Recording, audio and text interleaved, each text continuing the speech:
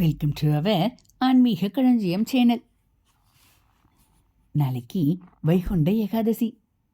வைகுண்ட ஏகாதசி விரத முறை, கண்விழிக்கும் முறை ஆகியவற்றை பற்றி தெரிந்து கொள்ளலாம். இது வரைக்கும் நம்ம சேனலை சப்ஸ்கிரைப் பண்ணல அப்படின்னா மறக்காமல் சப்ஸ்கிரைப் பண்ணிவிடுங்க. மார்கழி மாதத்தில் வரும் மிக முக்கியமான பெரிய விரதமாகவும் வருடத்தின் மிக முக்கியமான ஏகாதசி விரதமாகவும் கருதப்படுவது வைகுண்ட ஏகாதசி திருநாளாகும். பாவங்களை போக்கி பலவிதமான துன்பங்களில் இருந்து விடுபட்டு செல்வ வளம், அதிர்ஷ்டம் ஆகியவற்றை பெறுவதற்கான அற்புதமான நாளாக வைகுண்ட ஏகாதசி கருதப்படுகிறது. வைகுண்ட ஏகாதசி விரதத்தை எப்படி இருக்க வேண்டும், எந்த நாளில் துவங்கி எந்த நாளில் விரதத்தை நிறைவு செய்ய வேண்டும், எந்த நாளில் இரவு கண்விழிக்க வேண்டும் என்பதை தெளிவாக தெரிந்து கொள்ளலாம். பெருமாளுக்கே உரிய மிக முக்கியமான விரத நாளாக கருதப்படுவது வைகுண்ட ஏகாதசி. வருடத்தின் அனைத்து ஏகாதசிகளிலும் விரதம் இருக்க முடியாதவர்கள் மார்கழி மாத வளர்ப்பிறையில் வரும் வைகுண்ட ஏகாதசி அன்று விரதமிருந்து வழிபட்டாலே வருடத்தின் அனைத்து ஏகாதசிகளிலும் விரதமிருந்து வழிபட்ட பலனை பெற முடியும். இருப்பதிலேயே மிக உயர்ந்த பலனை தரக்கூடிய விரதமாக கருதப்படுவதும் பெருமாளின் அருளை பெறுவதற்கும் ஏற்ற விரதமாக கருதப்படுவதும் வைகுண்ட ஏகாதசி. இந்த விரதத்தை எந்த நாளில் எப்படி துவக்க வேண்டும், எந்த நாளில் கண்விழிக்க வேண்டும், எப்போது விரதத்தை நிறைவு செய்ய வேண்டும் என்பதை தெரிந்து கொள்ளலாம். வைகுண்ட ஏகாதசி விரதம் என்பது 3 நாட்கள் இருக்கக்கூடிய விரதமாகும். அதாவது தசமி திதியில் துவங்கி ஏகாதசி திதியில் உபவாசமாக இருந்து துவாதசி திதியில் பாரணை செய்து விரதத்தை நிறைவு செய்ய வேண்டும். இந்த ஆண்டு ஜனவரி 10ஆம் தேதி வெள்ளிக்கிழமை வைகுண்ட ஏகாதசி வருகிறது. ஜனவரி 9ஆம் தேதி பகல் 12:03 வரை தசமி திதி உள்ளது.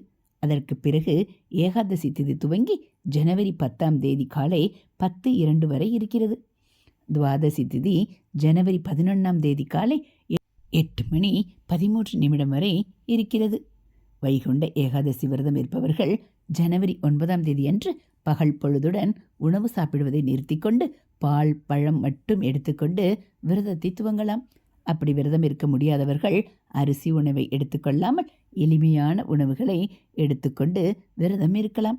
ஜனவரி 10ஆம் தேதி அதிகாலை 4 மணிக்கு பெருமாள் கோவில்களில் நடைபெறும் சொர்க்கவாசல் திறப்பு நிகழ்வை கண்டு தரிசித்த பிறகு அன்று பகல் பொழுதில் தூங்காமல் உணவு எடுத்துக்கொள்ளாமல் விரதத்தை தொடர வேண்டும். ஜனவரி மாதம் 10ஆம் தேதியன்று இரவு கண்விழித்து ஜனவரி 11ஆம் தேதி காலை பாரணை செய்து விரதத்தை நிறைவு செய்ய வேண்டும். ஜனவரி 11ஆம் தேதி காலை 8:13 துவாதசி நிறைவடைந்துவிடும். அதனால் அதற்கு முன்பாக அனைத்து விதமான காய்கறிகளையும் சேர்த்து சமைத்து பெருமாளுக்கு தாளிகை போட்டு நைவேத்தியம் செய்துவிட்டு நாமும் சாப்பிட்டு விரதத்தை நிறைவு செய்யலாம். வைகுண்ட ஏகாதசி பாரணையில் அகத்திக்கீரை, நெல்லிக்காய், சுண்டைக்காய் ஆகியன கண்டிப்பாக இடம்பெற வேண்டும். காலையில் பாரணை செய்து முழு உணவாக எடுத்துக்கொள்ள பிறகு பகலில் எளிமையான உணவுகளை மட்டுமே எடுத்துக்கொள்ள வேண்டும். மாலை விளக்கேற்றி பெருமாளை வழிபட்ட பிறகு விரதத்தை முழுவதுமாக நிறைவு செய்துவிட்டு நம்முடைய வழக்கமான உணவுகளை எடுத்துக்கொள்ளலாம். ஜனவரி 9ஆம் தேதி அன்று இரவு தூங்கலாம். ஜனவரி 10ஆம் தேதி இரவுதான் கண்விழிக்க வேண்டும். ஜனவரி 11ஆம் தேதி பகலில் தூங்காமல் அன்று இரவுதான் தூங்க வேண்டும். வைகுண்ட ஏகாதசி விரதம் இருப்பவர்கள் கோவிலுக்கு சென்றோ அல்லது வீட்டிலேயோ விரதத்தை கடைபிடிக்கலாம். ஆனால் வைகுண்ட ஏகாதசியின் முக்கிய நிகழ்வு சொர்க்கவாசல் திறப்பு.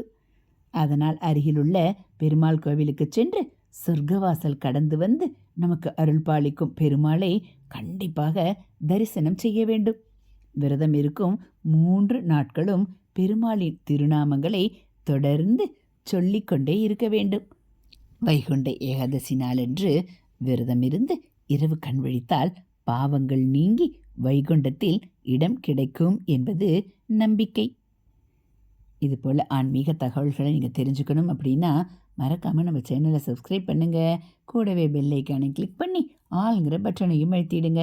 நம்ம சேனலில் வரக்கூடிய தெய்வத்தின் குரல் பகுதிகள், மகாபெரிவ மகிமை, ஆன்மீக கதைகள், ஸ்லோகங்கள், ஆலய உலா, ஆன்மீக தகவல்கள் எல்லாம் உங்களுக்கு பிடிச்சிருந்தா ஒரு லைக்கும் கமெண்ட்டும் கொடுத்து உங்களுக்கு தெரிஞ்சவங்களுக்கும் ஷேர் பண்ணுங்கள்.